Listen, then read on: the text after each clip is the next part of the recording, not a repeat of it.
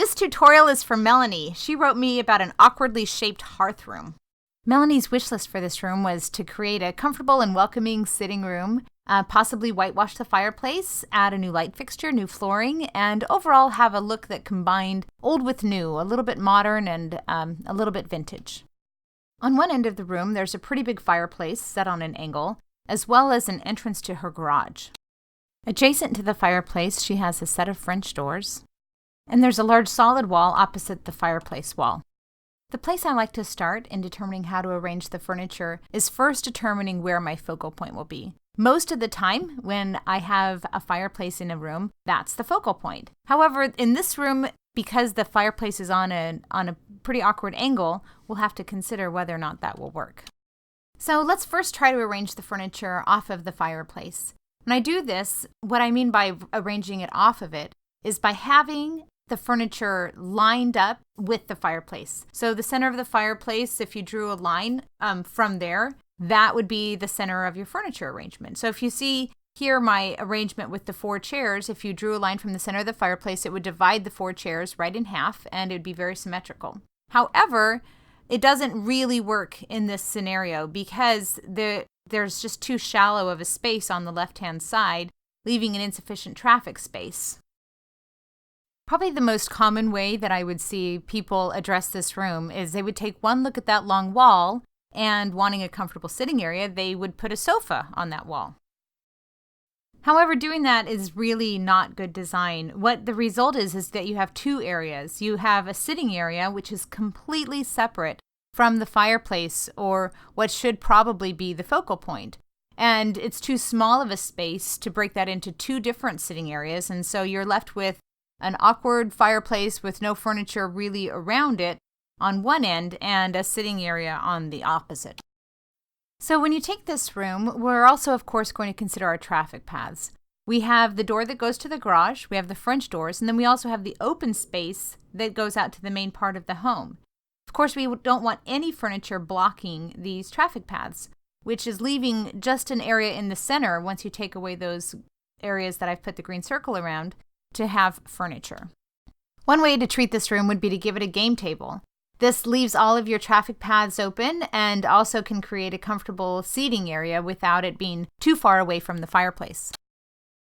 Similar to the look of a game table, any table, whether round or square with 4 chairs around it, could serve the same purpose, creating a comfortable seating area that's meant to be kind of tucked in toward the center and not pushed back toward the walls. As you can see with my new seating arrangement, I'm not using the fireplace as my focal point wall. If I were, the furniture would be built off of and centered with the fireplace, which of course it isn't.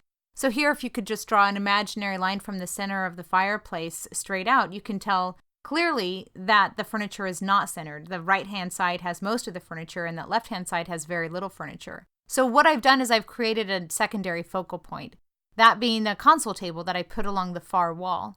With a lovely console table and a good piece of art over it that demands some visual attention, that can help to ground my seating area. So here, if you were to draw, again, an imaginary line coming from the center of the console table right down the room, ideally we will now have a balance again, and the furniture is built off of that console table. So again, 50% of the furniture is on the right and 50% of the furniture is on the left, giving it a good grounded feeling. On this slide, you can tell as I drew my little dotted line right down the center of the console table, the balance that we have when you consider the far wall as the focal point wall. Also, including the green circles, you can see that I've kept the traffic path clean and clear for easy functioning of the room.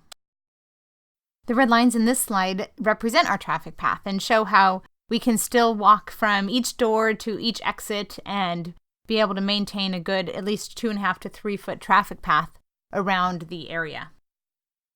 What my floor plan represents is, to begin with, a 48-inch dining table. So not a low table like a coffee table or an ottoman, because having that would require the furniture to be spread out more so that there's space in between the chairs and the table, which we don't have a large enough room for in this area. So instead, I have the use of a dining table that creates more of a game table situation, or just an extra seating and hangout area, or even an eating area if you need it to be. Instead of using dining chairs with the dining table, I am using wing backs. That gives it that more of a comfortable, welcoming seating area rather than a dining room feel.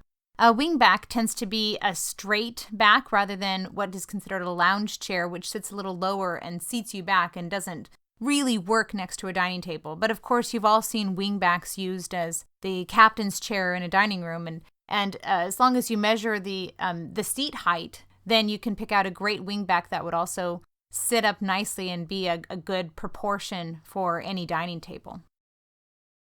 For the console table, I found a table that was 70 inches by 16 inches deep. Having it wide enough is important so that it demands enough visual presence to really act as our secondary focal point and also to be a good proportion and scale to the wall that we have it on.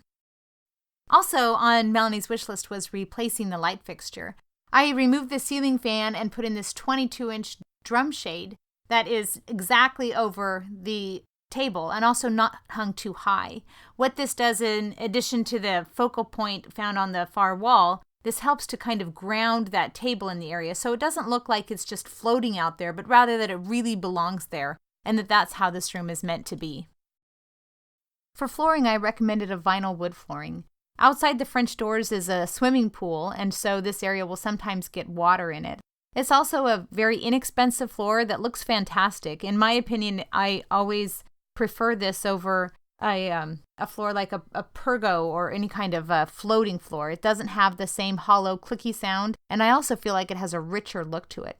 I liked Melanie's idea of lime washing the fireplace. I think that would really brighten the room and also make it feel more current. I would keep the walls a nice white, like a Sherwin-Williams alabaster, number 7008.